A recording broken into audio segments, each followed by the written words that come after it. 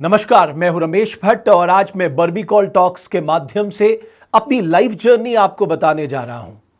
दरअसल मैं उत्तराखंड के भीमताल के जूनी स्टेट गांव में 15 जून 1982 को मेरी पैदाइश हुई और जूनी स्टेट गांव बहुत ही सुंदर है और वहीं बचपन से मैं पला बड़ा। तो मेरी शुरुआती शिक्षा जो हुई वो भीमताल के माउंट एल्वन स्कूल से हुई, क्लास 5th तक। वो एक कॉन्वेंट स्कूल था और बचपन से ही मैं थोड़ा सा बोलने में और को करिकुलर एक्टिविटीज़ में पार्टिसिपेट करता था।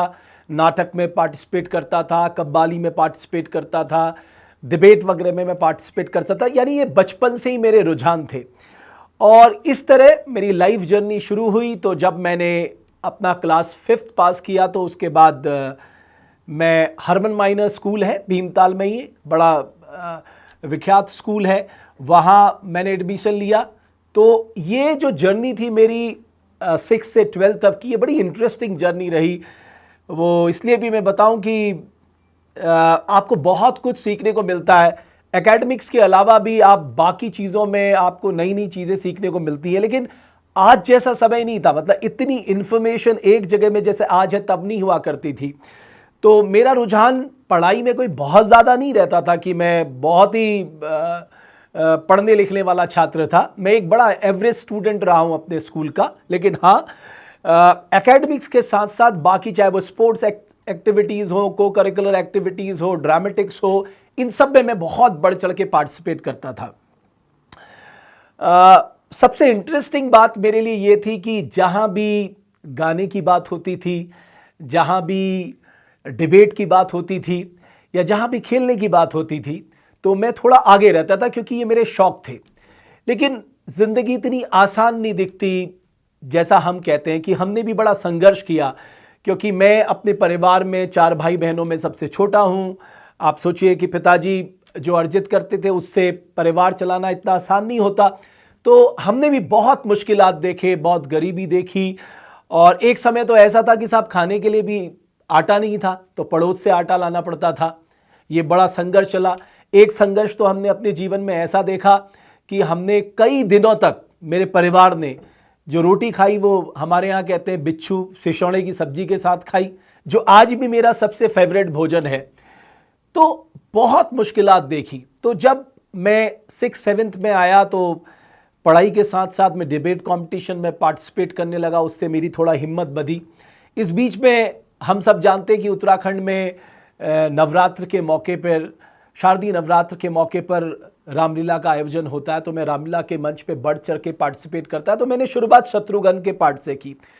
तो जब मैं शत्रुघ्न का पात्र बना उससे थोड़ा मुझसे आत्मविश्वास आया। लेकिन जब मैंने भरत का पार्ट खेला, मैं ऐसी कोई 7 या 8 में पढ़ता हूँगा, तो मैंने पहली बार भरत का पात्र खेला और उस पात्र के चलते मुझे बेस्ट एक्टर अवार्ड मिला था अपनी परफॉर्मेंस को लेकर। और मुझे याद है कि जब मैंने एक राग गाया था उस समय कि बिना रघुनाथ के देखे नहीं दिल को करारी है, हमारी मातु की करनी सकल दुनिया से नारी है। ये एक पूरा था, गीत था। और जब मैंने इसको प्रेजेंट किया था, ये बिल्कुल सोलो था, तो वहाँ पूरी पब्लिक जो थी वो बहुत भावुक हो गई थी और उसी एक्ट के आधार पर मुझे बेस्ट एक्टर अवार्ड मिला था। और वही मंच जो है, उसके बाद तो फिर मैंने लक्ष्मण का अभिनय निभाया, राम का अभिनय निभाया, शबरी का अभिनय निभाया और परशुराम का अभिनय निभाया। और आप यकीन मानेंगे वो अभिनय आज भी मेरे जीवन में कमोबेश वैसी ही है, क्योंकि आज भी जब भी मुझे मौका मिलता है तो मैं उन धुनों को गुनगुनाता हूँ, उन चौपाइयों को, छंदों को, राग भैरवा, राग सोटा, इन सब को मैं कहीं ना कहीं आज भी इस्तेमाल करता हूँ, क्योंकि ये मेरे लिए आनंद का विषय है। अब जैसे जैसे मैं आगे बढ़ रहा था, यानी 10th, 9th और 10th में आपको पता है बोर्ड का दबाव रहता है। उस दौरान, क्योंकि मैंने कहा ना मैं बहुत ज़्यादा पढ़ाई में ध्यान नहीं रखता था, लेकिन तब मैं थोड़ा सीरियस हो गया था, क्योंकि एक दिमाग में चिंता रहती थी अगर फेल हो गए तो साहब बड़ी बदनामी हो जाएगी। तो बहुत मेहनत करते थे साहब। एक बार तो ऐसा था कि मैं 2-3 दिन तक लगातार पढ़ाई कर रहा था, क्योंकि मुझे चिंता थी अगर ये आ गया ये तो मुझे पता नहीं है, अगर ये सब्जेक्ट से ये आ गया तो ये भी मुझे नहीं पता। तो उन सब की तैयारी करनी पड़ती है। और तब ट्यूशन जैसा कॉन्सेप्ट इतना नहीं हुआ करता था, मैं ये नहीं कह रहा, लेकिन इतना ज़्यादा प्रचलन में नहीं था। तो किसी तरह हमने 10th पास किया, उसके बाद 11th में गए। 11th में मैंने कॉमर्स को चुना और उसके बाद मैंने 12th पास किया। तो जब 12th पास किया तो बड़ा भावुक क्षण था, क्योंकि उस स्कूल से हमने बहुत कुछ सीखा था। और मैं सच बताऊं, हमें तो ये भी नहीं पता था कि हम आगे करेंगे क्या, ना हमारे माता पिता को भी नहीं पता था। बट उन्हें ये लगता था कि हमने अपने लड़के को पढ़ाया है, अच्छे स्कूल में पढ़ाया है, ये कुछ ना कुछ तो करेगा ही करेगा। तो उस दौरान क्योंकि पारिवारिक स्थिति इतनी मजबूत नहीं थी, तो हम लोगों को सोचना पड़ता था कि हम आगे कैसे करेंगे और कब तक परिवार पे एक दबाव डले रहेगा। तो 12th के बाद फिर मैंने कॉमर्स में ही कुमाऊं यूनिवर्सिटी में अपना एडमिशन लिया। कुमाऊं यूनिवर्सिटी में मैं रेगुलर जाया करता था। मेरा एक मित्र था गौरव, उसके पिताजी को वहाँ नैनीताल में कमरा मिला था, तो उसमें हम लोग 3 लोग रहते थे, मैं और एक मेरा दोस्त था सौरभ और एक मेरा दोस्त था चेतन। तो एक बार की बड़ी इंटरेस्टिंग बात मैं आपको बताता हूँ कि एक हमारे, ये मैं बाद में बताऊँगा क्या हुआ, कि जब हम वहाँ रहते थे तो किसी ने कहा कि साहब ये ऐसी जगह है जहाँ पहले लोगों को फांसी दी जाती थी। तो जब आपको कोई ये बात बताएगा तो आपको डर लगेगा। ये नैनीताल का जो कोर्ट है, मैं उसके ठीक नीचे के घर की बात कर रहा हूँ। तो कुछ रात को ना आवाज़ें आती थी अलग अलग से, तो बड़ा डर लगता था। एक बार तो यकीन मानिए मैं अकेला था, मुझे रात भर नींद नहीं आई। तो उसके बाद मैंने दूसरे दिन अपने दोस्तों से ये बात साझा की, तो हम 3-4 लोग घर पे आ गए और हम उस दिन रुके। तो हमारे किसी लड़के ने एक पेपर में, इसी तरह के पेपर में लिख दिया, तुम्हारे खून का प्यासा, और जो झाड़ू की सीख होती है उससे हमारी जो खिड़की होती है जाली वाली, उसमें चिपका दिया और बाहर से बैठ के आवाज़ें करने लगे। तो हमने उस दिन हिम्मत करके, क्योंकि हमारे पास एक बैट और एक बॉल हुआ करता था, हम लेके गए। तो हमने उन्हें पकड़ा, तो बाद में पता लगा कि वो चाहते थे हमसे बातचीत करना, इसलिए उन्होंने ये सब कुछ किया। तो इस तरह की बाल सुलभ प्रवृत्तियाँ भी हम लोगों के साथ हुई। लेकिन उसके बाद ये जो दौर था, इसमें मुझे लगता था कि मेरे दोस्त लोग मुझसे कहते थे कि रमेश तुम कुछ कर सकते हो, तुम्हें इस बारे में सोचना चाहिए। तो फिर मेरे एक मित्र है, मेरे से क्लास सीनियर था, उसका नाम है ध्रुव रौतेला। तो उसने एक बार मुझे याद है कि मैं भीमेश्वर महादेव के मंदिर से गुजर रहा था, वो मुझे मिला। उसने कहा तुम क्या कर रहे हो आजकल? मैंने कहा मैं तो कॉलेज करता हूँ। तो उसने मुझसे कहा कि तुम उत्तर उजाला क्यों नहीं ज्वाइन कर लेते हो? तो मैंने उत्तर उजाला अखबार था, उत्तराखंड का अखबार है, उसको ज्वाइन करना शुरू किया। तो मैं भीमताल से रिपोर्टिंग करता था। अब सोचिए, उत्तर उजाला ने भी ये शर्त रख दी कि भाई आपको इतने अखबार तो मतलब बेचने ही बेचने होंगे। अब साहब उत्तर उजाला का उतना प्रचलन नहीं था, खरीदे कौन? तो मैं किसी तरह क्या करता था, क्योंकि आपको कुछ सीखना है तो मैं सबको वैसे ही दे देता था पेपर। तो इस तरह से हमने उत्तर उजाला में लिखना शुरू किया, 1-2 रिपोर्टाज लिखे, भीमताल के बारे में लिखा। और यकीन मानिए मुझे तो ऐसा लगता था कि मैं नैनीताल तक ही सीमित हूँ। इन सब के बीच में हल्द्वानी में एक अब्दुल मलिक करके हैं, उन्होंने चैनल्स की एक चैनल का सब्सक्रिप्शन, मैं नहीं बोलूँगा सब्सक्रिप्शन तो आप लेते हैं, एक एजेंसी ले ली एक तरह से कुमाऊं उत्तराखंड की। तो उस जैन टीवी तब बड़ा प्रचलित था, ठीक ठाक चैनल था। तो मुझे कहीं से पता लगा, तो मेरे जो ब्रदर इन लॉ थे, मैंने उनसे रिक्वेस्ट की, क्योंकि वो अब्दुल मलिक को जानते थे। तो साहब उन्होंने कहा कि देखिए ऐसा, आपको 30,000 रुपये वहाँ पर जमा करना पड़ेगा, आपकी एक 10 हफ्ते 10 की ट्रेनिंग होंगी, आपको अपना कैमरा खरीदना पड़ेगा, माइक खरीदना पड़ेगा। क्योंकि मुझे बहुत शौक था, मेरे ब्रदर इन लॉ ने और मेरी सिस्टर ने मेरी मदद की, तो मैंने ये चीज़ें खरीद भी ली और मेरी ट्रेनिंग भी हो गई। तो मैं पहली बार दिल्ली गया साहब, दूसरी बार, पहली बार तो मैं मेरे ताऊजी के बेटे थे उनकी शादी के बाद गया था, और दूसरी बात में ये ट्रेनिंग के लिए गया था। और सिंधिया विला में जैन टीवी का ऑफिस है, तो हमारी ट्रेनिंग वेनिंग होती थी, पूरे देश भर से लोग आए थे। तो एक बैच था 15, 20, 25 लोगों का। तो वहाँ हमें थोड़ी बहुत बारीकी सिखाई गई कि साहब टेलीविज़न क्या होता है, कैसे चलता है। तो उसके बाद मैंने रिपोर्टिंग आके शुरू करने की कोशिश की। लेकिन आप सोचिए कितना आप दिन भर मेहनत कर रहे हैं, जा रहे हैं, एक खबर बना रहे हैं, और पता लगा वो खबर चली नहीं रही है। और मैं बेचारा इंतज़ार करता रहता था कि काश मेरी खबर आएगी, काश मेरी खबर आएगी। ये मैं आपको बता रहा हूँ 2002 या 2002 की बात बता रहा हूँ, 2003 या 2002 की। खबर आती नहीं। एक बार क्या हुआ, अल्मोड़ा से नीचे एक गांव में किसी बच्चे को बाघ ने खा दिया। तो किसी ने कहा ये भी अच्छी खबर है। तो मुझे लगा क्या पता ये खबर आ जाए। तो मैं एक अपने भीमताल के ही अपने मित्र को लेकर, चिराग नाम है, हम चले गए वहाँ पर स्कूटर से। तो हमने वो कवर किया, सारा कुछ किया। और शाम को मैंने जब चैनल को भेजा, और दूसरे दिन मुझसे बोला कि आपका इसमें हम फ़ोनो लेंगे, मतलब तब फोनो चलता था कि एंकर आपको स्टूडियो से पूछ रहा और आप फोन के जरिए, अब तो आप लाइव हो सकते हैं, टेक्नोलॉजी ने इतना आसान कर दिया, तब फोनों के लिए। तो मैंने साहब क्या किया, अपने घर के सारे दरवाजे, उस कमरे में किसी को आने ही नहीं दिया, मैंने सबको डांट दिया, बिल्कुल चुप रहना, कभी भी मेरे पास फोन आ सकता है। आप यकीन मानिए मेरा फोन नहीं आया, क्योंकि उस दिन कोई बड़ी ब्रेकिंग आ गई, इसलिए ये खबर बहुत पीछे छूट गई। मुझे बड़ी निराशा हुई। तो फिर मुझे उस दौरान उत्तराखंड में 2 ही पेपर प्रचलित थे, या अमर उजाला या दैनिक जागरण। तो दैनिक जागरण में एक ऐड आया था कि दैनिक जागरण जो है वो अपना इंस्टीट्यूट खोल रहा है नोएडा सेक्टर 6 में। तो वो कहते ना, मतलब मैंने जीवन में देखा कि ईश्वर आपको रास्ते दिखाते रहता है, क्योंकि मैं एक आध्यात्मिक परिवार से हूँ, मेरे पिता बहुत आध्यात्मिक हैं, हमारा पूरा परिवार जो है मैं कहूँगा आध्यात्मिक है। मतलब ये जितना भी अध्यात्म मैंने अपने जीवन में सीखा, ये सब मुझे अपने पिताजी से, अपने परिजनों से मिला है। तो दैनिक जागरण के उस कटिंग से मैंने निकाल के मेरी छोटी बहन जो फरीदाबाद में जिसकी शादी हुई थी, मैंने अपने जिया जी को भेजी कि जिया जी क्या आप ये मिलने फॉर्म ला सकते हो। अब होना होता है वो तो आपके उसमें लिखा होता है। तो मेरे जिया जी नोएडा गए फरीदाबाद से, उन्होंने मुझे वो फॉर्म ला के, वो प्रोस्पेक्टस ला के मेरे घर पे भेज दिया और मैंने वो भर दिया।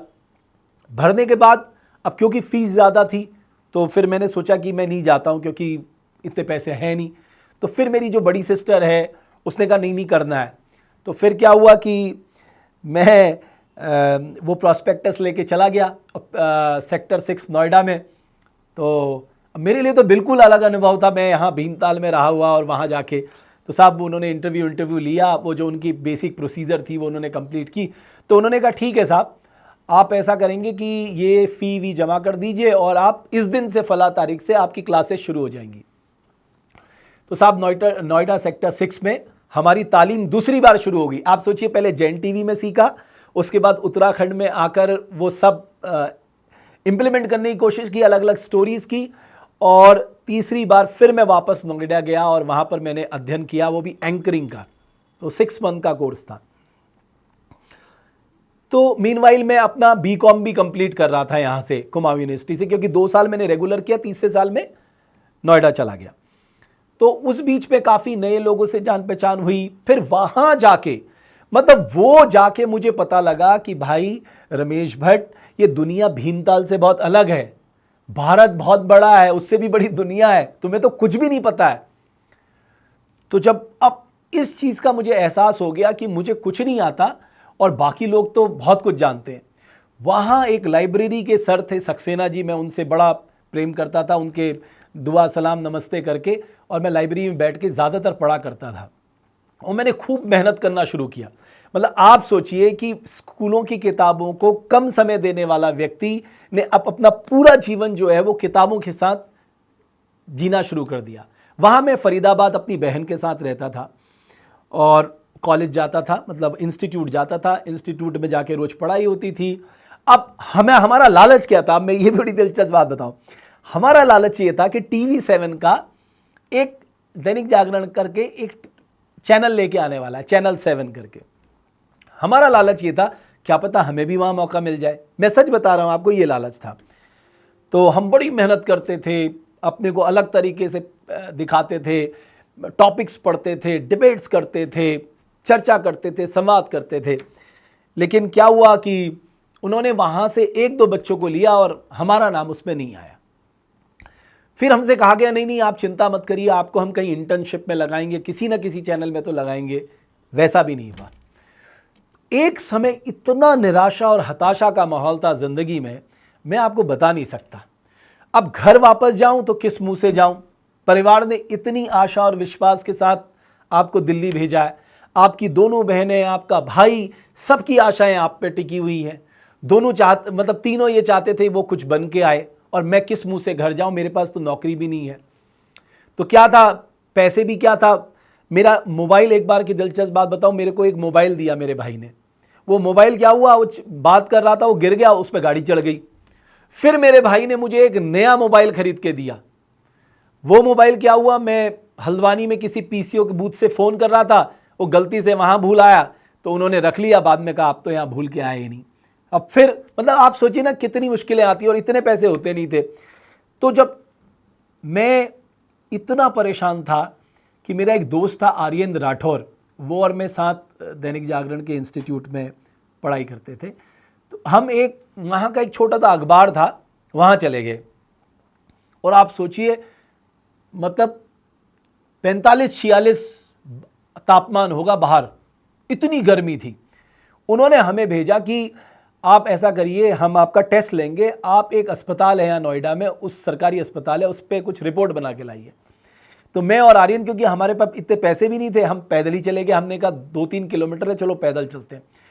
तो उस गर्मी के चलते ना छोटे छोटे घुमौरी वाले दाने हो गए, जिससे मुझे पहले से ही हुए थे मुझे गर्मी के चलते। अब जब उसमें वो सनलाइट पड़ रही थी ना, मतलब सूर्य की किरणें, तो चटक रहे थे, चटक मारना कहते हैं हमारे यहाँ। तो मुझे इतना पेन हो रहा था, लेकिन मेरे दिमाग में वो पेन नहीं चल रहा था, मेरे दिमाग में चल महामेधा, उस अखबार का नाम था महामेधा, मुझे याद आ गया। तो महामेधा अखबार में हमने दिन भर बड़ी मेहनत से रिपोर्ट लिखी, मैं और मेरा दोस्त है आर्यन। आर्यन अभी दूरदर्शन में एक बहुत प्रतिष्ठित पत्रकार है। तो उसके बाद हम दो, मतलब हम सबकी कमोबेश यही कहानी थी। तो शाम को आए तो उन्होंने कहा साहब हम बताएंगे आपको। तो शाम को जब मैं घर पहुंचा तो मन तो खराब रहता ही था, क्योंकि आपको जब अपने घर की हालत पता होती है और सारी चुनौतियां पता होती हैं तो आपको बुरा तो लगता है। लेकिन मैं कोशिश करता था कि मैं घर जाके ना दिखाऊं, क्योंकि मेरी बहन को भी बुरा लगेगा, वो वैसे ही इतना मेरे बारे में सोचती रहती है। फिर दूसरे दिन क्या हुआ, मेरे एक मित्र ने कहा कि एक कॉल सेंटर में जॉब निकली है।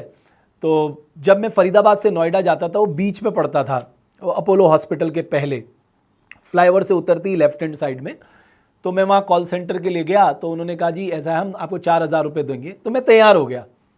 ये मैं आपको बता रहा हूँ 2004 के आसपास की बात।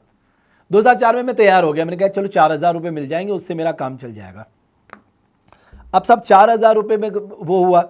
इस बीच में क्या हुआ कि मैं जो अब्दुल मलिक, जिनका मैंने नाम लिया, हल्द्वानी में रहते हैं, वो उनसे मैंने रिक्वेस्ट की कि मुझे कहीं सीखने का मौका मिल जाए। तो वो एक बार क्या हुआ, उसके बाद मुझे उन्होंने कहा मैं तुम्हें जेन टीवी ले जाऊंगा।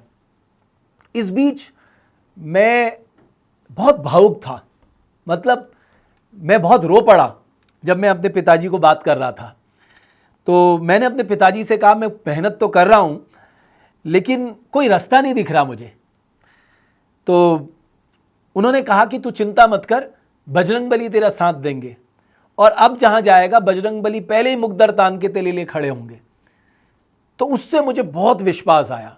मतलब अगर मैं आज इतनी दमखम से, इतनी निडरता से, इतनी निर्भीकता से बात कर पाता हूं, ये सिर्फ और सिर्फ मेरे पिताजी का मेरे साथ साक्षात आशीर्वाद है। वो मेरे आदर्श ही नहीं है, मेरे मित्र ही नहीं है, वो मेरे भगवान भी हैं। जब उन्होंने मुझसे कहा कि तू आज चले जा, तो इत्तेफाक देखिए मुझे मलिक भाई का फ़ोन आया, तुम्हें आ जाना, तुम्हें मैं जेन टीवी लेके चलूँगा। मैं चाय वाई भी नहीं पीता था, कुछ नहीं पीता था मैं। तो जब मैं गया तो वहाँ पर उसके editor in chief Dilip Singh थे। तो पहले तो वो मिल के आए, मैं बाहर बैठा था, फिर उन्होंने मुझे बुलाया, उन्होंने मेरे बारे में बताया ये ऐसे ऐसे है, अच्छा लड़का है, इसको एक बार देख लो। तो तब जेन टीवी में क्या होता था कि हर राज्य के अलग अलग बुलेटिन होते थे, जैसे उत्तराखंड 24, बिहार 24, झारखंड 24 और हरियाणा 24, पंजाब 24, ऐसे करके। तो उन्होंने कहा ठीक है, तो तुम उत्तराखंड डेस्क में चले जाओ। अब जब उत्तराखंड डेस्क पे चले जाओ की बात आई, तो वहाँ पर चाय रखी थी। तो बोले चाय पियोगे? मैंने कहा सर मैं चाय नहीं पीता। बोले यार तुम टीवी में कैसे काम करोगे अगर तुम चाय नहीं पियोगे? अगर तुम्हें नाइट ड्यूटी करनी पड़ेगी तो कैसे चाय पियो पहले। अब मुझे तो नौकरी चाहिए थी, मैंने फटाफट 2 घूंट मारी और पूरी चाय खत्म कर ली, क्योंकि मुझे लालच उस चाय से ज़्यादा ये था कि मुझे मौका मिल जाए। तो जब मैं उत्तराखंड डेस्क में गया तो वहाँ पर एक कुणाल करके लड़का था, एक चेतन जी थे जो उसको हेड कर रहे थे, और तीसरा मैं उसमें शामिल हो गया। तो अब ऐसे हमारी जर्नी शुरू हुई। तो मैंने दिलीप सिंह सर से हाथ जोड़ के प्रार्थना की, मैंने कहा सर मैं आपसे हाथ जोड़ता हूँ कि आप मुझे बस जब स्टूडियो में कोई नहीं होगा तब एंकरिंग करने का मैं प्रैक्टिस कर लिया करूँगा, आप मुझे बस इतना मौका दे दीजिएगा। उन्होंने कहा ठीक है, जब स्टूडियो में कोई नहीं होगा, खाली होगा स्टूडियो, तब तुम प्रैक्टिस कर लेना। प्रैक्टिस मतलब सामने टेलीप्राउंटर चलता था और आप अपनी बात रखते थे। उसके बाद क्या हुआ कि हम डेस्क में काम करने लग गए, स्क्रिप्ट लिखना, ये वो सब में, लिखने में भी मेरा भगवान की कृपा से ठीक था। एक बार क्या हुआ, एक मामला हुआ हल्द्वानी में। एक सरकारी डॉक्टर थे, उनके पास एक पेशेंट गया और उस पेशेंट से सरकारी डॉक्टर ने पैसे मांग लिए सर्जरी के। ये खबर मेरा एक दोस्त था मनमोहन भट्ट, जो अभी हिंदुस्तान में है, उसने मुझे बना के भेजी, क्योंकि वो तब यहां कवरेज करता था। उस स्टोरी को हमने इस तरह से बहुत अच्छी तरह से प्ले किया और उस पर पूरा आधे घंटे का बुलेटिन किया। और मुझे याद है तिलक राज बेहड़ तब यहाँ के स्वास्थ्य मंत्री हुआ करते थे, तो बाद में उन डॉक्टर को हटा भी दिया गया था। बाद में तो मुझे पता लगा उन्होंने अपना प्राइवेट हॉस्पिटल खोल लिया। तो उस स्टोरी, जब मैंने वो स्टोरी चलाई थी, उस स्टोरी से पूरे चैनल ने, उस पूरे जैन टीवी के जो पूरा एडिटोरियल स्टाफ था, उस सब ने मेरी पीठ थपथपाई और मुझे बहुत बधाई दी। बल्कि एक अश्वनी जी थे, वो बड़े स्ट्रिक्ट थे, बहुत ज़्यादा मतलब नहीं रखते थे, वो खुद मेरे पास आए कहने के लिए वेल डन रमेश। थोड़ा हौसला बढ़ता है अगर आपको कोई सहारा देता है। इस बीच में मैं लगातार स्टूडियो में प्रैक्टिस कर रहा था। मेरा दोस्त जो कुणाल है, वो बैठ के टीपी चलाता और मैं पढ़ता। तो वो मुझे अपने पिताजी की बात याद थी कि बजरंगबली तेरा साथ देंगे, बजरंगबली तेरे साथ खड़े रहेंगे। तो एक दिन मैं प्रैक्टिस कर रहा था, ये मुझे लगता है कि 2004 सितंबर अक्टूबर की बात थी। मैं और जैन टीवी ज्वाइन किए हुए मुझे 2 महीना या 1.5 महीना हुआ था और मैं वहाँ प्रैक्टिस कर रहा था। तो क्या हुआ कि दिलीप सर, जो उस समय एडिटर इन चीफ थे, वो वहाँ से गुजर रहे थे, तो वो रुक गए। उन्होंने कहा भाई ये कौन पढ़ रहा है लड़का? तो कुणाल जी ने कहा उनसे, जी रमेश पढ़ रहा है। तो वो बैठ गए मेरे साथ। तो उन्होंने मुझे, एक्चुअली क्या होता है टीवी में, एक एंकर को ब्रेकिंग न्यूज़ के लिए तैयार रखना पड़ता है। तो ब्रेकिंग न्यूज़ के लिए तैयार रहना पड़ता है, तो उसके लिए उसके पास इंफॉर्मेशन कितनी है, जानकारी कितनी है, ये सब चीज़ें। तो दिलीप सर वही मेरा सब टेस्ट करते रहे। उस टेस्ट में उनको लगा कि ये लड़का नहीं जानकारी रखता है और बोलता अच्छा है, कॉन्फिडेंट है। तो उन्होंने कहा कि उत्तराखंड 24 का बुलेटिन अब आप पढ़ेंगे। आप विश्वास नहीं करेंगे, मेरी जिंदगी का वो ऐसा टर्निंग पॉइंट था, मैं आपको बता नहीं सकता। उस जैन टीवी का उत्तराखंड 24 बुलेटिन 6 साढ़े 6 बजे आता था और पहले दिन जिस दिन मैं आ रहा था, मैंने जब आधे घंटे का बुलेटिन पढ़ा, भीमताल में मेरे भाई ने सबको मिठाई खिलाई। वो इतना खुश था मेरे लिए कि आज मेरा भाई टीवी में आया। और मेरी आमा, जो बेचारी सोचती थी कि मेरा नाती कब आएगा टीवी में, तब तो वो जीवित थी। तो मेरी आमा इतनी खुश हो गई, मेरी ईजा ने मुझे बताया, इतनी खुश हो गई, आज मेरा नात टीवी में आएगा, मेरे नातिल सबू कह रहे थे। बहुत खुश थी, ईजा बता रही थी। तो आप सोचिए ना, किसी के सपने जब पूरे होते हैं ना, तो उसकी जिंदगी में उससे अच्छा पल कुछ होता ही नहीं है। फिर क्या हुआ, देखिए भगवान, मेरे पिता का आशीर्वाद कैसे चमत्कार के रूप में मेरे जीवन में काम कर रहा था। तो जो शाम, ऐसा होता है कब किसी भी टीवी चैनल में जो प्राइम टाइम बुलेटिन होता है, वो बड़े सीनियर लोग किया करते हैं। तो जैन टीवी में क्या था कि मुझे हेडलाइंस बनाने में बहुत एक्सपर्टीज हो गई थी। तो सारे लोग कहते थे अरे रमेश तुम हेडलाइंस बना दो हमारी, और मुझे मजा आता था हेडलाइन बनाने में। तो एक बार क्या हुआ, एक मैडम जो सीनियर मैडम थी, वो उनकी छुट्टी में चली गई। तो जो 9 से 10:30 बजे का बुलेटिन जैन टीवी में होता था, वो जो था वो 2 एंकर किया करते थे, या 2 फीमेल या मेल फीमेल। तो क्योंकि वो मैडम नहीं थी, तो दिलीप सर ने कहा ऐसा करो, एक मैडम तो है, रमेश को सपोर्ट के लिए बैठा लो, मुझे सपोर्ट के लिए बैठा लो। अब भगवान की कृपा ऐसी रही, उस दिन जो ये सामने टेलीप्रॉम्प्टर चल रहा था, वो टेलीप्रॉम्प्टर खराब हो गया और महाराष्ट्र की कोई बड़ी खबर चल रही थी। और इत्तेफाक से, क्योंकि मैं दिन रात पढ़ता था, नोट्स बनाता था, मुझे पूरा कंठस्थ था, तो मैडम चुप हो गई, क्योंकि उनको उस समय मुझे लगता है जानकारी नहीं होगी। मैं ये नहीं कह रहा हूं, मेरे से सीनियर थी, तो उनको जानकारी नहीं थी। तो मैंने उस 1.5 घंटे पीछे मुड़ के नहीं देखा। और जब मैं बाहर निकला, तो जितना बाहर का स्टाफ था, उस सब ने मुझे गले लगा लिया। ने कहा one of the best episode, best bulletin गया है। अब उसके बाद क्या हुआ, यह तय हुआ कि Ramesh Bhatt prime time bulletin भी करेंगे। ये मैं 6 महीने के अंतराल में बता रहा हूं। भगवान की ऐसी जब आपके माता पिता का आशीर्वाद, ईश्वर का आशीर्वाद आपके साथ रहता है, 6 महीने में मैं प्राइम टाइम बुलेटिन भी पढ़ने लगा। वहां पर एक सर थे, बहुत सीनियर थे, वो मतलब डिप्टी एडिटर थे। उनसे मेरा एक बार किसी बात में, मैं थोड़ा सा, मेरे पे ये कमी कहें या कहें, मैं गलत किसी की नहीं सुनता, तो मेरी उस बात में उनसे बहस हो गई। तो फिर उन्होंने मेरी ओर ध्यान देना बंद कर दिया। मैं भी मतलब नहीं रखता था, अपना काम करता था, चला जाता था। एक दिन अचानक वो मेरे पास आए, बोले सुनो रमेश। मैंने कहा जी सर। बोले बाहर आओ। तो मैंने कहा, मैं गया और हमारे यहाँ ना एक हेलीकॉप्टर रखा रहता था, पहले ठीक होगा बाद में वो टूटा फूटा था पेड़ के नीचे, वहाँ पर ले गए मुझे वो। मैं जैन टीवी की बात बता रहा हूँ। बोले तुम्हें पता है तुम्हारे अंदर कितना कैलिबर है? तो मैंने कहा सर कोशिश तो करता हूँ। बोले तुम्हारे अंदर बहुत कैलिबर है, वो बोलते भी ऐसी थे, तुम्हारे अंदर बहुत कैलिबर है, तुम यहाँ के लिए नहीं बने हो, लोकसभा टीवी में नया चैनल आ रहा है उसके लिए अप्लाई करो, तुम उसके लिए कोशिश करो। मैंने कहा सर मैं किसी को नहीं जानता, मेरा यहाँ कोई है भी नहीं, मैं किसके सहारे जाऊँगा। तो वो ऐसे बोले लिखो लिखो, एक नंबर लिखो, एक नंबर लिखो। तो मैंने फटाफट अपने नंबर, फ़ोन पे नंबर लिखा। तो एक वर्तिका मैम थी जो वहाँ पर हेड कर रही थी अपने लोकसभा टीवी में। मैंने उनको अपना रिज्यूमे भेजा और उनको फ़ोन करके बताया मैम मुझे ऐसे से आपका रेफरेंस से मिला है। अब इत्तेफाक देखिए मुझे 4-5 दिन के बाद लोकसभा टीवी से कॉल आ गया। कॉल आ गया तो एक रिटर्न आपके पास था, वो रिटर्न मैंने क्वालिफाई किया। उसके बाद उन्होंने बोला कि हम टेस्ट लेंगे आपका। तो उन्होंने अलग अलग आपको मौके दिए कि मान लीजिए कि अगर आपको अटल बिहारी वाजपेयी से इंटरव्यू करना है तो आप कैसे करेंगे, अगर मान लीजिए आप लाल कृष्ण आडवाणी या कोई आपका इंटरव्यू कर रहा है तो आप कैसे इंटरव्यू देंगे। तमाम सिचुएशन से उन्होंने मुझे जांचा परखा। तो वहां पर मुझे बाद में बताते थे वो लोग जो, क्योंकि सीनियर लोग थे, बाद में जब मेरा सिलेक्शन हो गया कि रमेश तुम्हारे साथ क्या था कि तुम बहुत आक्रामक होते हो। तो वो आक्रामकता पे चर्चा हुई कि क्या लोकसभा टीवी जैसे प्लेटफॉर्म में इतनी आक्रामकता की जरूरत है। तो उस समय भास्कर घोष हुआ करते थे जो सीईओ थे लोकसभा टीवी के। उन्होंने कहा कि आक्रामकता को कम किया जा सकता है लेकिन इनमें कॉन्फिडेंस है, नॉलेज है, इसलिए इनको हम सेलेक्ट करते हैं। लेकिन फिर इंटरव्यू बहुत मुश्किल था क्योंकि 5-6 लोग और देश के बड़े बड़े लोग इंटरव्यू कर रहे थे। तो मुझे लगता है कि मैंने 75% सही सवालों का जवाब दिया होगा, 25% मुझे पता नहीं थे। बहरहाल मेरा सिलेक्शन हो गया।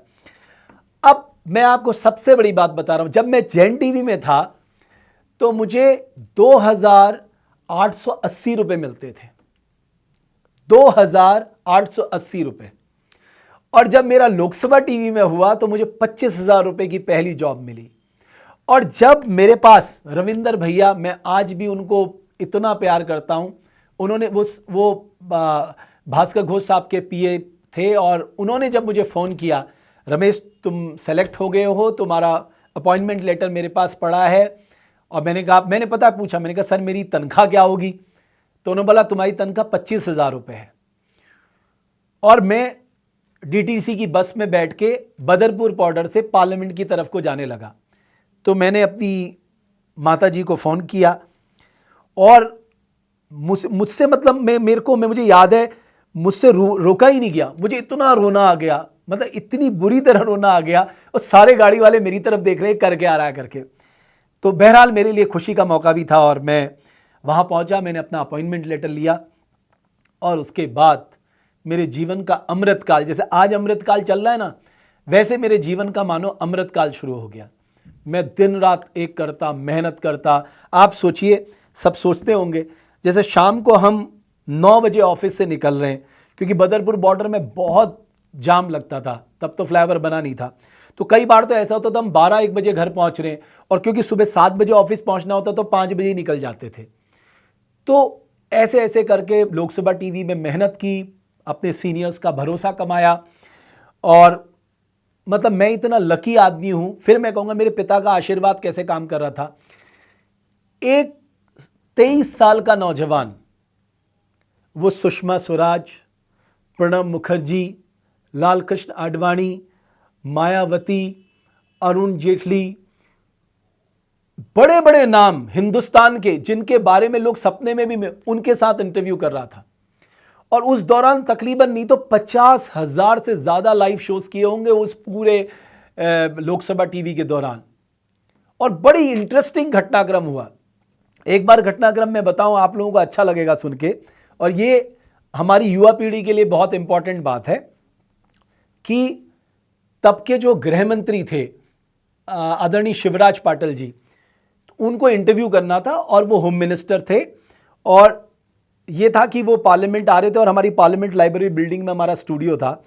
तो हम उनको रिसीव करने गए, तो हमारे साथ एक बड़े सर थे जिनको उनको इंटरव्यू करना था। तो हुआ क्या कि जब वो अंदर आए तो उन्होंने एंकर से बातचीत की कि भाई आप क्या क्या पूछेंगे, क्या क्या, उस पर बहुत नाराजगी हो गई थी, बहुत नाराजगी हो गई। उस दिन मुझे लगा कि मुझे भी नहीं पता था कि होम मिनिस्ट्री में क्या क्या आता है।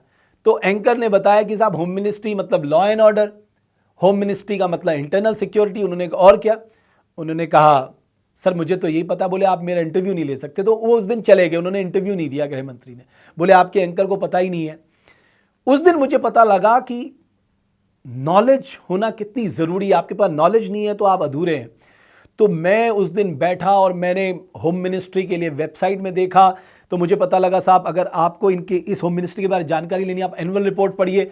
जब मैंने एनुअल रिपोर्ट पढ़ी तो मुझे पता लगा साहब होम मिनिस्ट्री में दिल्ली पुलिस आती है, होम मिनिस्ट्री में इंटरनल सिक्योरिटी आती है, होम मिनिस्ट्री में सेंटर स्टेट रिलेशनशिप आते हैं, होम मिनिस्ट्री के अंदर डिजास्टर मैनेजमेंट एक्ट आता है, होम मिनिस्ट्री के अंदर जो है तो राजभाषा आता है, तो इंटरनल सिक्योरिटी आता है। ये सारे जो सब्जेक्ट है वो होम मिनिस्ट्री के हैं। तब जाके मुझे लगा ओहो रमेश भट्ट हमें तो कुछ आता ही नहीं है। फिर मैंने अपनी पढ़ाई का जो लेवल था वो बिल्कुल ऊपर पहुंचा दिया। मतलब इतने जैसे ये आज के लोग यूपीएससी की तैयारी करते हैं उससे ज़्यादा तैयारी मैं रोज करता था अपने प्रोग्राम्स के लिए, क्योंकि कभी हेल्थ पे प्रोग्राम हो रहा है, कभी एग्रीकल्चर पे हो रहा है, कभी अर्बनाइजेशन में हो रहा है, कभी फॉरेन पॉलिसी में हो रहा है, कभी डोमेस्टिक पॉलिटिक्स में हो रहा है, कभी पार्लियामेंट के ऊपर हो रहा है, कभी सेंटर स्टेट रिलेशनशिप के ऊपर हो रहा है, कभी कोऑपरेटिव सेक्टर के ऊपर है, कभी फेडरल स्ट्रक्चर के ऊपर हो रहा है, कभी महंगाई के ऊपर हो रहा है।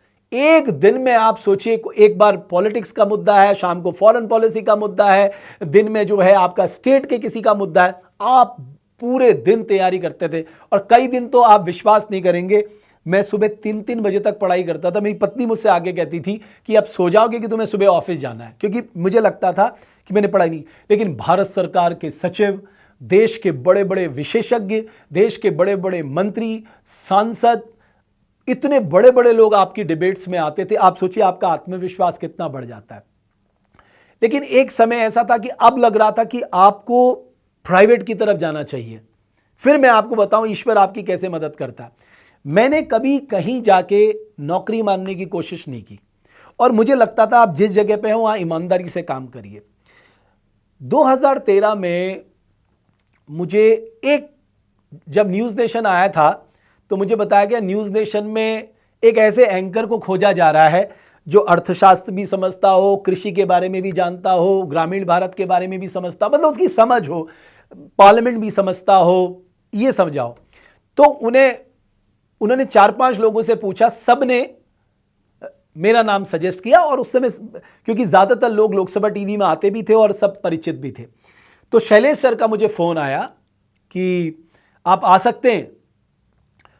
तो उस दौरान क्या है कि मैं फिर आपके जीवन में जो होना था, मुझे जो बीजेपी के अभी प्रवक्ता हैं सुधांशु त्रिवेदी जी, तो उन्होंने दीपक चौरसिया से मेरे लिए बात की थी, दीपक चौरसिया जी से, कि आप रमेश को देखो एक बार। तब वो आपके इंडिया न्यूज़ में थे।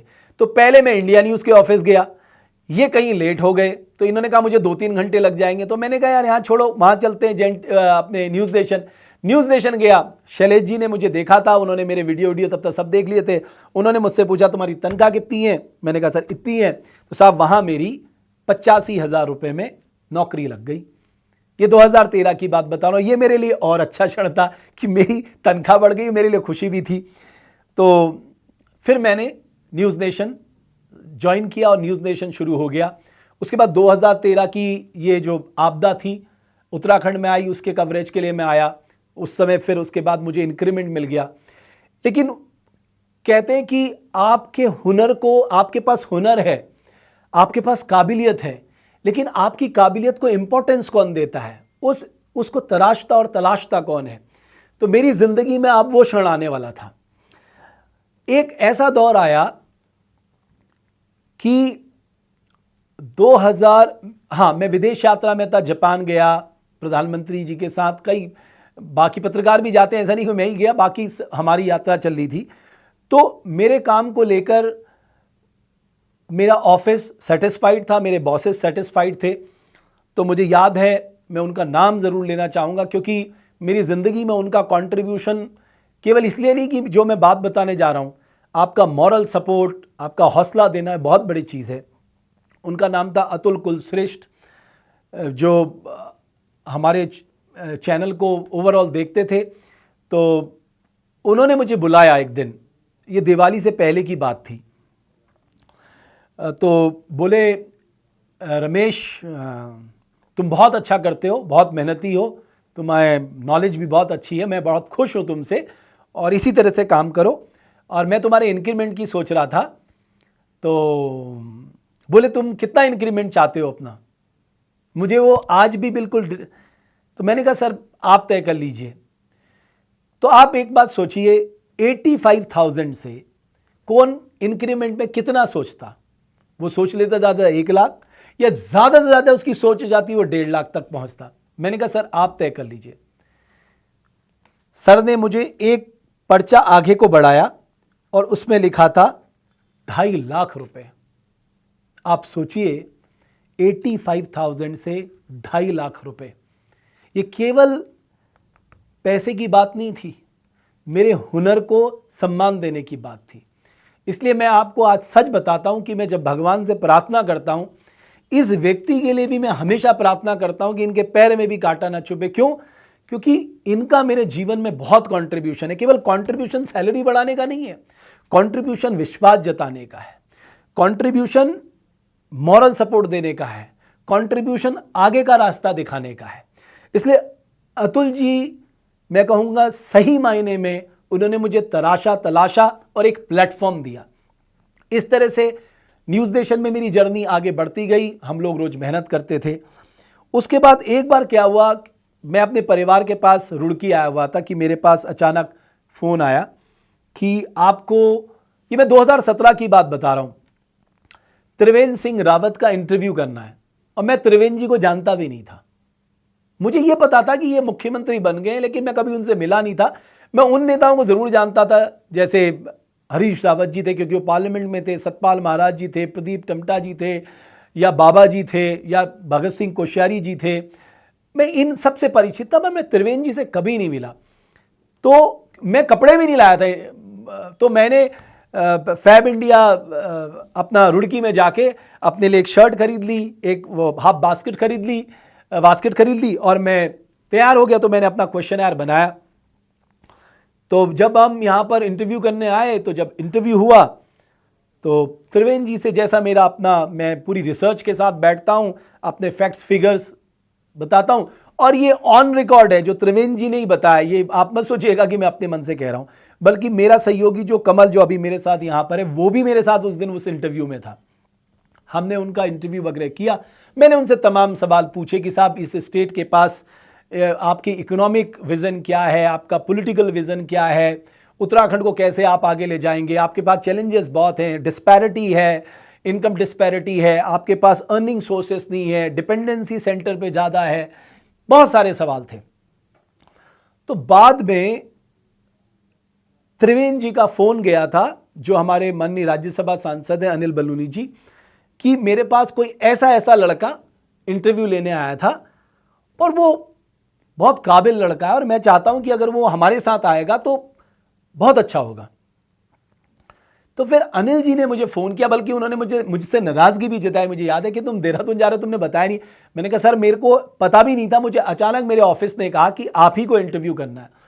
तो तब मैं यहाँ पर आया। तो उन्होंने कहा तुम वहाँ जाओगे। मैं अपना रिएक्शन बता रहा हूँ। मैंने कहा सर मेरा कोई इंटरेस्ट नहीं है उत्तराखंड जाने का, लेकिन हाँ, जब भी उत्तराखंड की कोई खबर होती थी, जैसे टूरिज्म से रिलेटेड या कुछ भी ऐसी खबरों को कवर करने के लिए मैं हमेशा उत्तराखंड आता रहा, क्योंकि मुझे लगता था कि मैं क्या उत्तराखंड को कंट्रीब्यूट कर सकता हूं। यह हमेशा मेरे दिल में रहता था। 2017 का इलेक्शन भी मैंने उत्तराखंड में बहुत कवर किया, और यहां की भौगोलिक परिस्थिति, तब तक मुझे इतना नहीं पता था सच बताऊं तो, क्योंकि मैं वहीं रहा तो यहां के बारे में ज्यादा जानकारी नहीं रहती थी। फिर मैंने मना कर दिया। तो फिर त्रिवेंद्र जी दिल्ली आए, उन्होंने मुझे बुलाया, बल्कि मैंने भोजन भी उनके साथ किया, अनिल जी भी थे। तो उन दोनों ने मुझसे कहा कि नहीं, अगर तुम्हारा अपने स्टेट के प्रति अगर तुम चाहते हो कुछ करना, तो तुम्हें ये अच्छा प्लेटफॉर्म है, आप आ जाइए और यहाँ काम करिए। तो मैंने कहा सर मैं सच बताऊं, मैं यहाँ बहुत कंफर्टेबल हूँ और इस बात से मैं किसी को कन्विंस भी नहीं कर पाऊंगा कि मैं अपना इतना करियर क्यों छोड़ रहा हूं। अभी तो शुरुआत हुई है, आप एक अच्छी पोजीशन में हैं, अच्छे चैनल में हैं, लोग आपको बहुत रिगार्ड करते हैं, रिकॉग्नाइज करते हैं। तो फिर मैंने वो उस चीज़ को सराहा नहीं। एक बार फिर मेरी त्रिवेणी जी से बात हुई, इन्होंने फिर मुझसे एक बार कहा कि तुम्हें एक बार विचार करना चाहिए। तो मैं अपने दोस्तों के साथ इस पे विचार करने, अब मेरे दिमाग में आया, और मैं आज आपको एक और इंपॉर्टेंट बात बता रहा हूं जो आज तक मैंने कभी किसी से खुलासा नहीं किया। 2012 में मुझे आदरणीय बहुगुणा जी ने भी यही कहा कि तुम मेरे साथ आ जाओ एज ए मीडिया एडवाइजर। 2012 में यही बात मुझसे हरीश रावत जी ने भी कही कि तुम मेरे साथ आना चाहते हो तो बड़ी खुशी होगी। बल्कि जब मैं यहां आ गया तो उन्होंने मुझसे यह भी कहा कि भाई मैंने तो तुम्हें पहले ही बुलाया था, तुम तब क्यों नहीं आए। तो मैंने कहा सर हो सकता है भगवान मुझे अभी यहां भेजना चाह रहा हो। तो मेरे दिमाग में प्रश्न उठ रहा था, आखिर बार बार उत्तराखंड जाने का ये बात क्यों आ रही है। तो मैं जब यहां आया तो फिर मैंने अपने दोस्तों से विचार करना शुरू किया, लेकिन मेरी माता जी, मेरे परिवार, मेरी वाइफ, मेरी सिस्टर, कोई कन्विंस नहीं था। सब इस बात से, कोई नहीं चाहता था। मैंने अपने फादर से पूछा, मैंने यही कहा, मैं पहाड़ी में ही बात करता हूं घर में। मैंने कहा बाबू अपने लिए तो सभी करते हैं और हम अपने ही लिए सोच रहे हैं, अगर हमसे कुछ अपने स्टेट का हो पाए। और बाबू मुझे तो थोड़ा अनुभव भी है क्योंकि मैं लोकसभा में काम किया हूं, पॉलिसी अनुभव है, देश विदेश घूम के आया हूं, वो एक्सपोजर भी है, थोड़ी बहुत अर्थशास्त्र की भी जानकारी है, तो मैं कुछ कंट्रीब्यूट कर सकता हूं। तो बाबू ने कहा देख ले तेरा जैसा मन है। तो उसके बाद क्या हुआ कि मैंने, जब मेरे दोस्त है पुनेंद्रू, अनिल, इन सबसे जब मैं बात कर रहा था, और पोखरियाल दाजू, तो मुझे पुनेंद्रू की बात आज भी याद है। उसने कहा रमेश भाई ये बहुत मुश्किल काम है, आप इसको रिविजिट करो, जाने के बारे में मत सोचो, ये सब ठीक चल रहा है। बल्कि संजय कुलश्रेष्ठ हैं न्यूज़ नेशन में, वो हमारे बॉस थे, तो उन्होंने भी मुझसे कहा कि रमेश एक बार सोचो क्या वहां कर पाओगे। अजय जी थे, सभी से बात होती थी, जितने भी मेरे मित्र लोग थे। फिर मुझे याद है मैं तब सरोजनी नगर पे रहता था, मैं सुबह सुबह मुझे फैसला करना था, क्योंकि त्रिवेणी जी ने मुझसे कहा जो भी है तुम अपना फैसला बताओ, लेकिन मैं चाहता हूं तुम यहां आओ। मैंने अतुल जी को फोन किया, जिनका मैंने जिक्र पहले भी किया। उन्होंने कहा रमेश फैसला तुम्हें लेना है, लेकिन अपनी मातृभूमि की सेवा करने का अवसर बहुत कम मिलता है लोगों को। अगर तुम्हें यह मौका मिलता है तो तुम इसका जरूर इस्तेमाल करो। और मेरी राय ये रहेगी, और उनके वर्ड्स में आपको बता रहा हूं, उन्होंने कहा ये चैनल तो तुम्हारा परिवार है, अगर तुम्हारा मन नहीं लगेगा तुम यहां आ सकते हो वापस। ये उनके वर्ड्स थे, ये उनका भरोसा था। इस भरोसे के चलते अब मैंने मन बना लिया कि मुझे वापस आना है, मतलब उत्तराखंड आना है। तो फिर त्रिवेणी जी ने मुझसे कहा कि ये चीजें डिटेल आप मुझे भेज दो। अब मैं त्रिवेणी जी के ऑफिस के संपर्क में आ गया था, तो मैंने उन्हें अपना अनुभव, अपना एड्रेस, अपना सारी चीजें भेज दी। तो उसके बाद बात आई कि साहब सैलरी की। और मुझे याद है कि उस समय मेरी सैलरी जो थी वो 3.5 लाख के आसपास थी, 2017 की मैं बात बता रहा हूं, और मुझे इंक्रीमेंट भी मिलने वाला था कि मैं 4-4.5 लाख के आसपास पहुंच जाता। तो जब त्रिवेणी जी के सेक्रेटरी ने मेरी सैलरी देखी, सर उन्होंने कहा इनकी सैलरी तो हमसे भी 2 गुना ज्यादा है, तो हम इतनी सैलरी तो दे नहीं पाएंगे। तो फिर त्रिवेणी जी ने मुझे ये बात ना कहकर अनिल जी को बताई। तो अनिल जी ने मुझसे कहा, मैंने कहा सर अब मैं मन बना चुका हूं, और मैं सैलरी मेरे लिए इशू नहीं है। अगर पैसा मेरे लिए इशू होता तो फिर मैं इसी जगह पे रहता, मैं स्टेट के लिए वाकई कुछ करना चाहता हूं। तो फिर मैं आ गया और यहां पर मेरा हो गया, और यहां मेरी तनख्वाह थी 1.5 लाख। मैं इसलिए सबको सच बता रहा हूं क्योंकि बहुत लोगों के दिमाग में बहुत बातें चलती हैं, और कट कुटा के मिलती थी आपको 1.25 लाख रुपए। उसके बाद यहां आए तो मेरे लिए बिल्कुल नया अनुभव था, क्योंकि वो सिस्टम दूसरा है, यहां सिस्टम दूसरा है। अब कोई भी सिस्टम जब तक आपके इर्द गिर्द ठीक ठाक ना हो, आप उसको चला नहीं सकते। तो मेरे लिए ये था कि मुझे सबसे पहले क्या करना है। मैं सच बताऊं मुझे कुछ भी नहीं पता था, बट मैं शुरुआत की। अब मुझे मैन पावर चाहिए थी, तो मेरा एक सहयोगी है नैथानी, पंकज नैथानी, वो अभी भी मेरे साथ है, मैं उसको ले आया अपने साथ। और बाकी सरदें 2-3 लोग और दिए थे। बट होता क्या है कि मेरे अंदर की खामी मैं कहूँगा, मैं केमिस्ट्री नहीं मिला पाता। अगर मेरी टीम है तो मैं उस पर आंख बंद करके भरोसा कर लेता हूँ, लेकिन दूसरों लोगों के साथ घुल मिल के, और अगर वो डेडिकेटेड भी ना हो और बहुत 3-5 करते हो, तो मेरी उनसे केमिस्ट्री कभी नहीं बन सकती। उसके बाद ये सब चीज़ें हुई, तो जो आज मैं कुछ चीज़ें आपको बताना चाहता हूँ जिससे सब चीज़ें स्टेबल। यहाँ सबसे पहले एक रहबार कार्यक्रम हुआ। उस रहबार कार्यक्रम को कुछ लोगों ने किया और वो कॉन्सेप्ट भी बहुत अच्छा था कि हमारे जो उत्तराखंड के बड़े महानायक हैं वो यहाँ आएंगे और वो बात करेंगे। तो शुरू में मुझे नहीं पता था, बट बाद में मुझे बताया गया। तो मेरे लिए ये था कि मीडिया के लिए बड़ा इवेंट है, मैं चाहता हूँ इस माध्यम से मैं कम से कम आज आपको वो सच बताना चाहता हूँ जो ज़्यादातर लोगों को पता ही नहीं होगा। तो अचानक मुझे फ़ोन आया कि साहब मीडिया के लोगों को इसमें नहीं बुलाया जा सकता। तो मेरे लिए बड़ा शॉकिंग था, एज ए मीडिया एडवाइज़र, इतना बड़ा इवेंट हो रहा है, मीडिया का आदमी होने के नाते उस इवेंट से पत्रकारों को बाहर रखना, ये तो साहब कहीं से भी जायज़ नहीं था। तो मैंने सर को बोला, मैंने कहा सर ये गलत है और इसका एक बड़ा नेगेटिव जाएगा।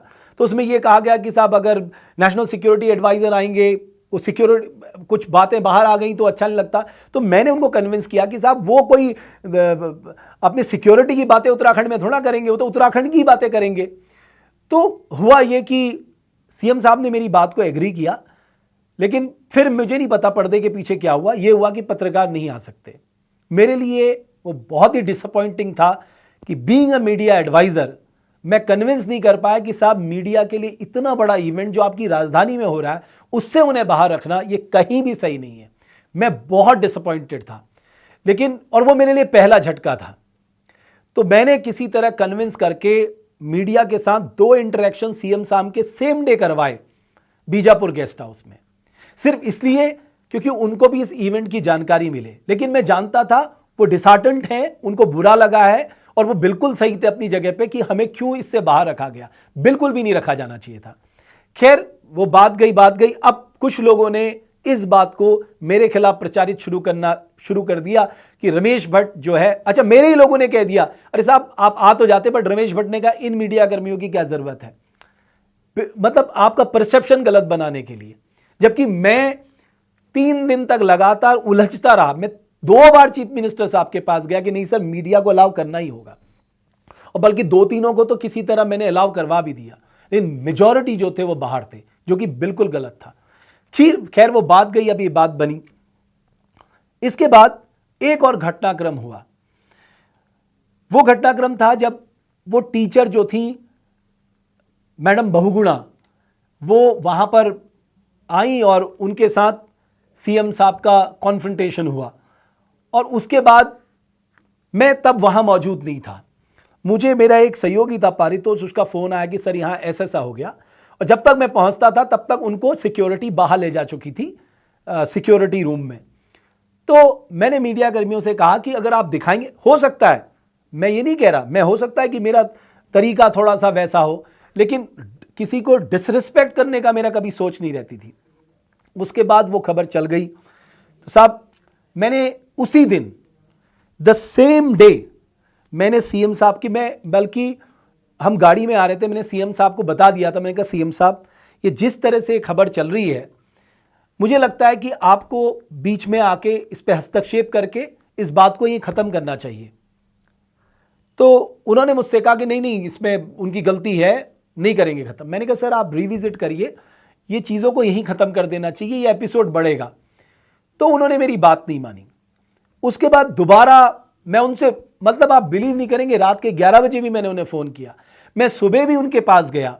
मतलब मैंने अपनी ओर से हर संभव कोशिश की। मैं सेक्रेटेरिएट में 2-3 जो सीएमओ के अधिकारी थे उनसे भी मिला कि एक बार आप बात कर लीजिए। बहरहाल तब तक वो पूरा पॉलिटिकली मोटिवेटेड हो गया था, जैसे कि यहाँ की राजनीति है कि जरा सा मौके मिले, जो आपके पोजीशन के लोग हैं या आपकी पॉलिटिकल पार्टी के लोग हैं, वो पूरा तमाम आपके खिलाफ माहौल बना देते हैं, और वो माहौल बन गया। और बाद में पता लगा कि साहब इसके लिए भी रमेश भट्ट जिम्मेदार है, क्योंकि कह यह दिया गया कि मैंने पत्रकारों को कुछ बोल दिया। मैं आज भी मतलब जो उसके बाद भी प्रेजेंट चीफ मिनिस्टर है और आने वाले चीफ मिनिस्टरों से भी मैं कहना चाहता हूं, ये आपके ऊपर निर्भर करता है कि आप चीजों को कैसे डील कर सकते हैं। कोई भी दूसरा व्यक्ति सिर्फ आपको सलाह दे सकता है, वो आपकी जगह खड़े होकर नहीं कर सकता। तो उसका दोषारोपण भी मेरे ऊपर छोड़ दिया गया। उसके बाद क्या हुआ, मैं आज आपको वो चीजें बता रहा हूं जो आज तक किसी ने नहीं जानी। मैं इस चीज पे बहुत खो चुका था, मतलब मैं डूब चुका था कि मतलब मुझे समझ में नहीं आ रहा था कि मैं किस अंधेरे में आ गया हूं। क्योंकि मुझे कभी सोचा भी नहीं था कि लोग, क्योंकि मैं हमेशा सच बोलने वाला, सीधे चलने वाला, कोई जीवन में 3-5 नहीं, जो सामने है वही सामने, अगर सीएम साहब से कहना है पूरे दम लगा के कहना। तो उस समय जब मेरे बारे में आई तो मुझे इत्तेफाक से एक डॉक्टर बिष्ट हैं जो अभी भी सीएमओ में ही है शायद, डॉक्टर साहब, उन्होंने मेरा ब्लड प्रेशर नापा तो मेरा 180 था, मेरा ब्लड प्रेशर 180 था। तो उन्होंने मुझसे कहा भाई तुम्हारी तो ब्लड प्रेशर बहुत बढ़ा हुआ है, तुम्हारा बीपी, तुम मेडिसिन लो फटाफट। तो मैं मेडिसिन लेता रहा और फिर मैं रोज अपना ब्लड प्रेशर नापाता था। वो कभी 160, 150, कभी 165। मैं बहुत इस चीज़ से परेशान हो गया। अब मुझे रातों को नींद नहीं आती थी। क्यों? क्योंकि मुझे लगता था कि ये लोग कैसे अपनी कमियों को दूसरे के ऊपर डाल देते हैं उस चीज़ से। और इधर आपके सपोर्टिंग स्टाफ इतना मजबूत नहीं है जो चीज़ों को कर पाए। और उस बीच में ऐसे कई घटनाक्रम हुए, ना चाहते हुए भी उन घटनाक्रमों को देखना पड़ता था। तो मैं कहीं ना कहीं डिसहार्टेंड हो गया बहुत बुरी तरह। उसके बाद एक दौर ऐसा आया कि मुझे लगा कि मेरे और सीएम साहब के बीच में कुछ मिसकम्युनिकेशन है। वो मिसकम्युनिकेशन ये था जो लोगों ने पैदा कर दिया। अब कोई मेरी फोटो लेके जा रहा है कि जी इनके तो हरीश रावत के साथ भी फोटो है, कोई लेके जा रहा है जी इनके तो फला नेता के साथ भी फोटो है। अब उनको यही नहीं पता कि जो व्यक्ति 14, 15, 16 साल मीडिया में काम करके आया उसके साथ सबकी तस्वीरें होती हैं। मेरे तो स्टूडियो में कम से कम हजारों गेस्ट बैठे होंगे। बहरहाल सीएम साहब ने उस समय उनको बहुत डांटा फटकारा और उनसे बोला कि ऐसे मेरी भी 50 लोगों के साथ तस्वीरें हैं। उसके बाद चीज़ें, मान लीजिए कोई खराब स्टेटमेंट आ जाता था तो उसके लिए भी मुझे दोषी ठहराया जाता था कि यार तुम क्या बताते हो, क्या करते हो। तो वो ना आपको डिसहार्टेंड करता है वो सारी चीज़ें। एक बार क्या हुआ कि ट्विटर से खबर चल गई कि साहब हमने जो है वैट कम कर दिया है पेट्रोल प्राइसेस में, जबकि वो सच नहीं थी। उसके लिए भी सारी जिम्मेदारी मेरे सर पे आ गई, जबकि मुझे इसके बारे में जानकारी भी नहीं थी। बहरहाल मैं मानता हूं एक सिस्टम में ये होता है। थोड़ा मुझे ये एक्सेप्ट करने में कोई खामी नहीं है कि कुछ खामियां मेरे अंदर भी थी कि मैं एकजुट नहीं कर पाया, टीम को साथ नहीं लेके चल पाया। उसका रीजन ये भी था कि मैं अपने काम के प्रति पागल रहने वाला आदमी हूं और मैं दूसरों से भी यही एक्सपेक्ट करता हूं कि वो भी पागलों की तरह डेडिकेटेड होकर काम करें। जबकि मैं ये नहीं समझ पाया कि मैं अपना एक प्रोडक्ट एक ही तरह का हो सकता है, सभी को एक जैसा नहीं बनाया जा सकता। वो चीज मैं नहीं समझ पाया। वो आज मैं समझता हूं कि हाँ मेरे अंदर ये खामियां थी जिसको मुझे दूर करना है। उसके बाद चीजें बढ़ती गई और मुझे एक घटनाक्रम में और शेयर करना चाहूंगा कि जब ये विधानसभा में सत्र चल रहा था और वहां पर कुछ लोग मिलना चाहते थे एक रोड की वजह से, तो मैंने बहुत रिक्वेस्ट की, सीएम साहब तक मैसेज पहुंचाया। उस दिन मेरी बात नहीं हो पा रही थी और वो जब बात नहीं हो पाई तो फिर मुझे लगा, उसने मुझे, जब वो लाठीचार्ज हुआ वो भी डिसहार्टेंड था क्योंकि वो बिल्कुल भी सही नहीं था, वो गलत था। चाहे कोई भी परिस्थितियां हो, लाठीचार्ज कहीं से भी नहीं होना चाहिए था। इस तरह से मैंने अपना समय, लेकिन अब मैं यहां पर पूरी तरह से टूट चुका था। तो एक दिन मैं माननीय मुख्यमंत्री जी के पास गया। मैंने उनसे कहा साहब मैं अब आपके साथ कार्य नहीं कर सकता, मैं आगे नहीं चल सकता, क्योंकि ये जो डिस्ट्रस्ट है ना, मैं सब चीजें बर्दाश्त कर सकता हूं लेकिन ये डिस्ट्रस्ट बर्दाश्त नहीं कर सकता हूं। और एक बात और मैं कहना चाहता हूं, बल्कि आने वाले चीफ मिनिस्टर्स, ये प्रेजेंट चीफ मिनिस्टर, ये जो आने वाले भविष्य में बनेंगे 10 साल 15 साल जो भी है, लोग आके कहते हैं अरे सर आप तो बहुत अच्छा करते हैं, अरे सर आप जैसा तो व्यक्ति नहीं है, अरे सर आप तो सबसे स्मार्ट हैं, अरे सर आपने जो भाषण दिया ऐसा तो भाषण मोदी जी दे सकते हैं। इन चीज़ों से बचना चाहिए। मैं देखता था कि हमारे यहाँ आके लोग, बल्कि जेएनयू के लोग आके, एक मोहतरमा, मैं उनका नाम नहीं लेना चाहता, वो जेएनयू से किन्हीं को लेके आई थी। अब वो जेएनयू वाले कहते हैं कि साहब आपके आर्टिकल तो इंडियन एक्सप्रेस में आने चाहिए, टाइम्स ऑफ इंडिया में आने चाहिए, लुटियन जोन्स में आपके बारे में चर्चाएं होनी चाहिए। मतलब वो मुझे सिखा रहे थे जो लुटियन जोन्स में 12 साल काम कर चुका है, वो सिर्फ इसलिए कि ताकि अपनी एंट्री करवाई जा सके। हाँ, ये खेल बहुत होते हैं, मुझे तो बाद में समझ में आता है क्योंकि हम समझते नहीं थे ये सब चलता था यहां पर। बहरहाल उन चीजों से बाहर निकला। उसके बाद आपको पता ही है कि उसके बाद त्रिवेंद्र जी हट गए और सारा कुछ हुआ। कोई मान सकता है कि यहां एडवाइजर बनने के लिए, पद पाने के लिए लोग पागलों की तरह लगे रहते हैं। मैं उस जगह से बाहर निकला और मैंने भगवान को कहा, हे प्रभु, मैं आपका करोड़ों बार धन्यवाद अदा करता हूं। मैं इतनी मुश्किल में था, मैं अगर मेरे सामने क्या था रास्ता, अगर मैं सीएम साहब का साथ छोड़ता तो लोग कहते देखिए आज वो जरा कमजोर पड़ रहे इसलिए वो भाग गया, क्योंकि मैं सीएम साहब के साथ आत्मिक तौर पे जुड़ा था। वो रिश्ता केवल चीफ मिनिस्टर और एडवाइजर का नहीं था, वो रिश्ता जो था दो व्यक्तियों के बीच में था। और वो मैं समझता हूं कि पॉलिटिक्स में, मुझे ये कहने में कोई गुरेज नहीं है, पॉलिटिक्स में बहुत कम लोग हैं पूरे इंडिया में जो त्रिवेंद्र जी जैसे होंगे। तो उस बीच में क्या हुआ कि जब मुझे लगा कि मैं यहां के लिए फिट नहीं हूं तो मुझे अपने लिए रास्ता ढूंढना था। तो मैं उत्तराखंड में जिस कार्य को करने आया था कि भाई एंटरप्रेन्योरशिप, हमारे लोग 10-10 हज़ार, 15-15 हज़ार में काम ना करें, वो अपना काम यहाँ शुरू करें, अपनी ज़मीन का इस्तेमाल करें, अपने रिसोर्सेज का इस्तेमाल करें। तो मैं उद्यमिता के लिए पूरे उत्तराखंड घूमने लगा, अच्छे लोगों की कहानियाँ दिखाने लगा, लोगों ने बहुत पसंद किया, दूसरे लोग आने लगे। बल्कि अभी तो मेरे घर में एक माता जी आई थी, वो कह रही थी कि मेरी जो कोई रिलेटिव हैं उनका बेटा दुबई से वापस आ गया, तो वो वहाँ खेती वेती करता है, तो उसकी ईजा कहती दे और रमेश भट्टो भलने हो सा भल भल या दुबई में काम करने छी, वो वीडियो देख बेर कना वो कनी यहाँ खेत में काम करो, आप देखो ये क्या करना, दिन रात खेत में लग रहा, दुबई में भल भल कमो छी।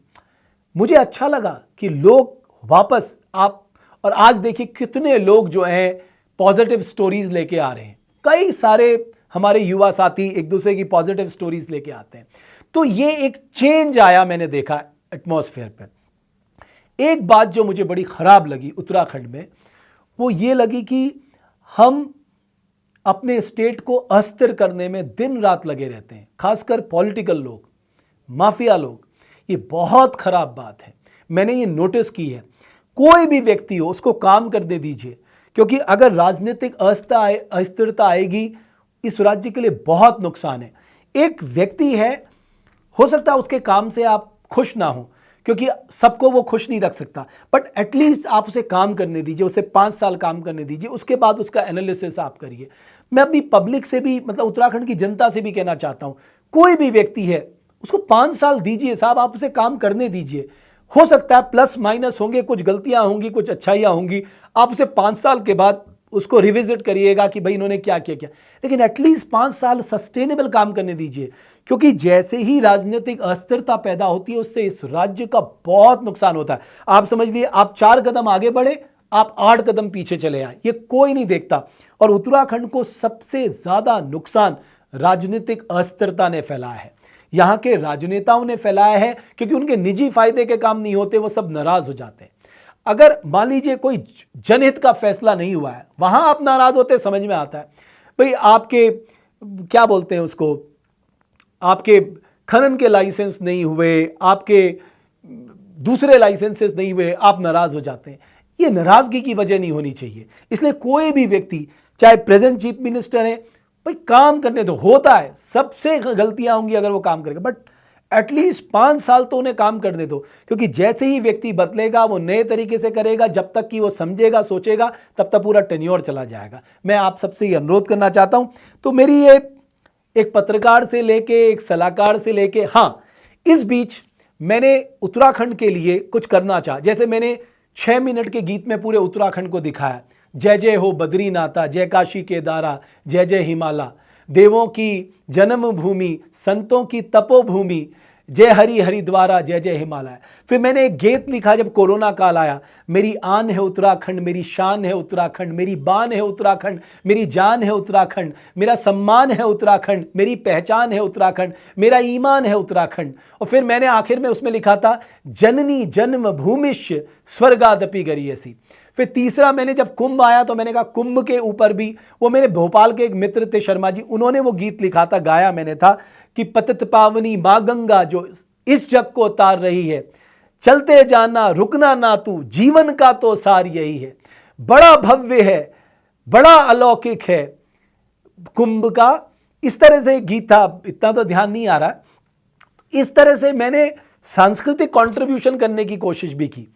एक बात मैं और आज बताना चाहता हूं, जो मैं चाहता था कि हम यहां पर एक बेनामी संपत्ति ड्राफ्ट बनाने जा रहे थे, यानी जिन भी लोगों ने बेनामी संपत्तियां इकट्ठी की हैं उन संपत्तियों को सीज कर वो राज्य सरकार के अधीन लाकर वो स्कूल बनाने में लगाई जाए, हेल्थ बनाने में लगाई जाए। जिन्होंने उत्तराखंड को लूटा है मतलब उनसे वो वापस लिया जाए। तो वो जब ड्राफ्ट की चर्चा हुई, इसकी अखबार में भी आई, तो मैंने उस पर काम करना शुरू किया। एक दो सीनियर आईएएस और थे, तो उसमें देखा कि उत्तराखंड के पास लेजिस्लेटिव कॉम्पिटेंस नहीं है, लैंड स्टेट का सब्जेक्ट है, लेकिन ये पावर सेंटर ने अपने पास रख ली, क्योंकि वो बेनामी ट्रांजैक्शन एक्ट पहले ही ला चुका था। सारी पावर सेंटर ने बेनामी संपत्ति की अपने पास रखी है। तो वो थोड़ा सा डिसहार्टेंड था वो भी मेरे लिए, क्योंकि मैं चाहता था कि यहां पर इस तरह का एक कठोर कानून आए, और जैसे बिहार में नीतीश कुमार ने जो बेनामी लोगों ने संपत्तियां इकट्ठी की थी उन्हें सीज करवाए, स्कूल खुलवा दिए थे, कमोवेश इसी तरह का माहौल हम यहां भी चाहते थे ताकि एक ट्रांसपेरेंसी आए। उसके बाद आपने देखा मैंने देवभूमि डायलॉग शुरू किया। देवभूमि डायलॉग में मैं ज्यादातर पॉजिटिव काम करता हूं। अभी थोड़ा सा सरकारों के जो पॉलिसी इश्यूज हैं या रिक्रूटमेंट इश्यूज हैं इनको लेकर सवाल उठाए, लेकिन मेरा जो लार्जर ऑब्जेक्टिव है अभी भी वो है उत्तराखंड के पॉजिटिव्स को सामने लेकर आना, उत्तराखंड की अच्छाइयों को सामने लेकर आना, उत्तराखंड के अच्छे लोगों को एक मंच देना। ये एक मात्र ऑब्जेक्टिव है देवभूमि डायलॉग का। बिकॉज मुझे लगा कि मीडिया अगर रिक्रूटमेंट स्कैम या ये स्कैम पे, मैं उनको गलत नहीं मानता, वो क्यों नहीं करते मुझे नहीं पता, लेकिन इसलिए मुझे लगा कि कोई ना कोई तो उत्तराखंड के लिए बोलेगा, और बहुत मुश्किल होती है। और हां, जो मुझे एक बात इन 5 सालों में सबसे ज्यादा खराब लगी वो ये लगी कि हमारे राजनेताओं ने राजनीति या सीएमओ या जितने डिपार्टमेंट हैं उनकी स्थिति ये बना दी कि कोई अच्छा आदमी भी वहां जाएगा। मतलब अगर राजा हरिश्चंद्र भी आज सीएमओ में चले जाए, सोचिए राजा हरिश्चंद्र की कहना, उसको भी लोग कह देंगे कि ये भी दलाल है, इसने भी पैसा बनाया, ये भी भ्रष्टाचारी है, ये तमाम बातें कह देंगे।